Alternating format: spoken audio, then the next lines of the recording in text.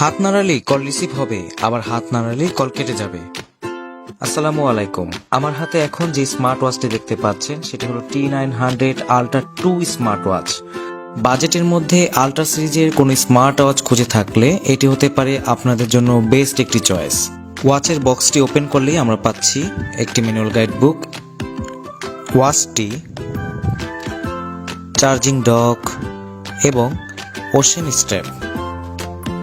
ওয়াচটিতে wireless charging system দেওয়া হয়েছে, যার কারণে একে খুব দ্রুত এবং সহজে চার্জ করা যাবে।